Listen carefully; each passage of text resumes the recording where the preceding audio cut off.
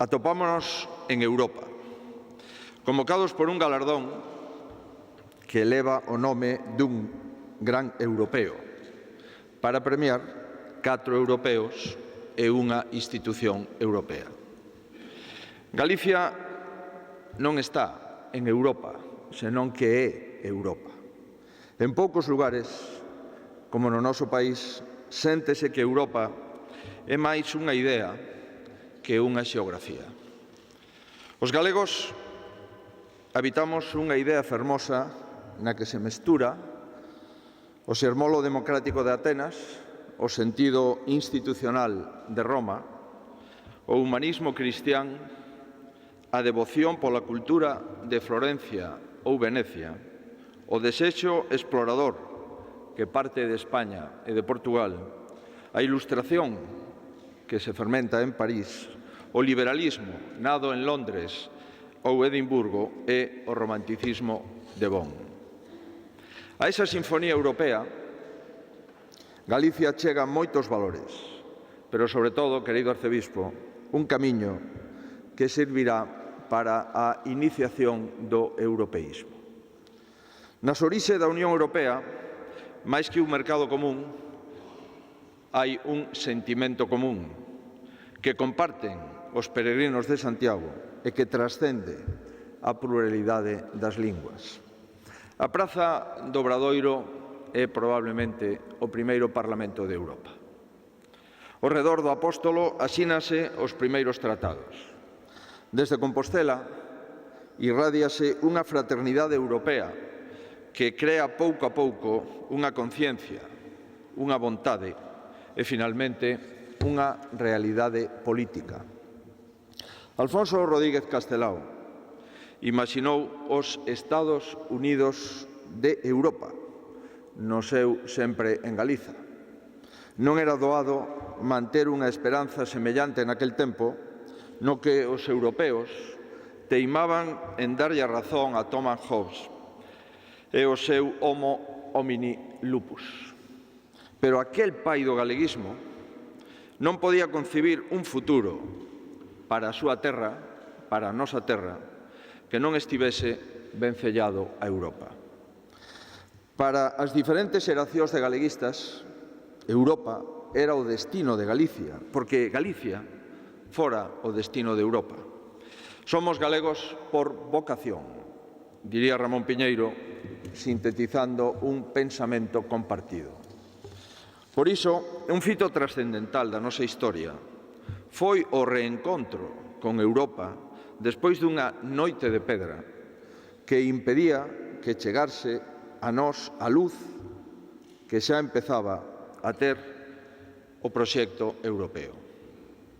Recuperamos a liberdade, recuperamos o autogoberno e recuperamos o noso sitio na nova Europa. E desa tripla recuperación nace o período máis fructífero deste bello país. Un país que hoxe está aquí representado por europeos, cuxa biografía é unha resposta á pregunta que se fai o pensador Amin Malouf: por que a afirmación dun ten que supoñer a negación doutro? O escritor contrapón as que chama identidades asasinas, esas outras identidades fraternas que se superpoñen, que influen e que enriquecen. Esas son as nosas. Son as do coro Cántigas da Terra, que xa no ano 1954 sente a chamada de Europa e acude á Bretaña francesa para deixar patente unha comunidade cultural. 100 anos de galeguidade contemplan un grupo que sente os primeiros aplausos por alá no ano 16 do século pasado, no Teatro Rosalía de Castro da Coruña, para seguir escoitando loas en Suiza, en Alemaña, en Francia ou nas terras americanas. 100 anos nos que demostraron que se pode internacionalizar a nosa cultura e tradición sen que perda a súa esencia e sen que deixe de ser propia. O xurado do Premio Grisen-Cabourg e do Premio Nacional de Literatura ou o do Premio Nadal viron na obra de Alfredo Conde Cid unha achega fundamental á moderna literatura europea. Tamén o viron os encargados de outorgar o premio do certame Miño Galaico de Guimaraes e as editoras que traducen os seus libros ao inglés, o italiano, o francés e o ruso. Conde condensa na súa escritura experiencias vitais que semellan novelescas e que moitos lectores europeos adoptan como súas. Como mérito adicional, ten o de participar na non sempre grata vida pública, deixando unha pegada digna de admiración, por exemplo, coa idea e licitación do noso Centro de Arte Galego Contemporáneo. Se temos a Filippo Brunelleschi asociado a Florencia, gran parte da moderna Compostela está asociada a un arquitecto europeo chamado Xerardo Estévez Fernández. Claro que nos tempos do Florentino era máis doado modelar unha cidade, porque non existían os requisitos democráticos e o consenso cidadán. O noso arquitecto, Xerardo, faino con consenso e en democracia. O noso galardoado traslada a Santiago as modernas correntes e logra implicar, como el dixo, o goberno galego do presidente Fraga e o goberno de España do presidente González nun consorcio que sería e é e sigue sendo fundamental. Fundamental para protexer e rehabilitar a cidade á altura das máis importantes urbes de Europa é fundamental para lograr que se recoñecera Santiago de Compostela como cidade patrimonio da humanidade. Igual que ocorre con Alfredo Conde, Xerardo Estévez entenderá a política como un binomio de ilusión e realidade. As súas trayectorias como representantes públicos reconcílianos co verdadeiro sentido da política, que pon o servizo do país e dos intereses xerais por riba de calquera outra cousa. Unha das estudantes do Centro de Neuroquímica de Estrasburgo, no centro de Europa, é María Teresa Miras Portugal. Os receptores de nucleótidos e a súa influencia en doenzas neurodegenerativas son a súa especialidade. A súa formación cosmopolita e unha experiencia de máis de 40 anos fan dela unha autoridade internacional. Así o recoñecen o doutorado honoris causa pola Universidade Rei Juan Carlos de Madrid, a medalla Alberto Sols de Investigación Bioquímica, o Premio María Josefa Bonenburge de Investigación Científica e o Premio de Investigación Científica da Comunidade de Madrid. Xosé Antón Vilaboa Barreiro demostra que a emigración non é desarraigo, nin tampouco illamento no lugar de adopción. Preside a Federación Guipuzcoana de Casas Regionales e a enxebre e peregrina Confraría da Queimada de Euskadi. O peine del viento, o gran símbolo europeo de Eduardo Chillida, contou coa colaboración deste enxeñeiro de Forcarei, escritor, debuxante, conferenciante e escultor. Contribuiu, por tanto, a facer mellor o lugar onde vive, pero se en que iso fixera esquecer nunca que, como tantos outros emigrantes galegos polo mundo, sempre será un dos mellores embaixadores da terra que o viu nacer.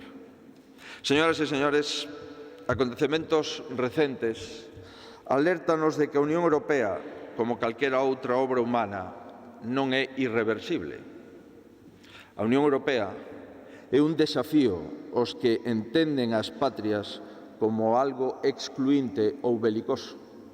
Europa proponnos un patrimonio e un patriotismo cívico, razoable, amable e compatible con todos. Iso faino máis forte, pero tamén provoca a xenreira dos seus inimigos, o receo dos que senten nostalgia das nacións pechadas nas que eles poidan despregar as armas da demagoxia. A Europa que estamos construindo non é un terreo fértil para os dogmatismos. Por iso os dogmáticos, envoltos en diferentes bandeiras, senten unha inmensa ledicia diante dos problemas e dificultades que o proxecto europeo ten. Representan a Europa máis negra do pasadelo fronte a Europa máis nova da ilusión e o futuro que debemos perfeccionar todos os días. O propio Alfonso Rodríguez Castelao replicaba a certos críticos sistemáticos dicíndolles: non lles poñades chatas á obra mentras non se remata. O que pense que vai mal, que traballe nela. Hai sitio para todos. Hai sitio para todos na Galicia, hai sitio para todos en España e hai sitio para todos na Europa de hoxe. Desde esta parte esencial de Europa, desde esta Galicia, onde Europa non acaba, senón que empeza, reafirmámonos a nosa fe nun proxecto grandioso que o traballo de millóns de europeos está facendo posible. Que as xeracións futuras non teñan que dicir que a Unión Europea foi un soño. É e será unha realidade que compre cultivar e defender. Fagámolo. Señoras e señores, moitísimas gracias por acompañarnos este 28 de xuño do 16 aquí en Bonaval. Moitas grazas porque facía tempo que non, como dicen no Morrazo, se miraba tanta xente nun acto ás 1 da tarde de un día de labor. Grazas de verdade a todos os que veñen de máis lonxe. Grazas por honrarnos coa súa presenza. Reitero as grazas ao Parlamento por suspender a sesión plenaria. Agradezo a presencia das señoras e señores Medallas Castelao de anos anteriores. Por suposto, volvo a felicitar as medallas do ano 16. Un ourensán alaricano, un compostelano de sempre, unha ourensán de Carballiño, un pontevedrés de Forcarei e máis de 60 coruñesas e coruñeses hoxe se dan cita aquí. Digo de coruñesas e coruñeses porque bailan, tocan e cantan alí, pero non todos son coruñeses, polo menos un é de Nogueira de Ramuín. Mais nada, moitas grazas.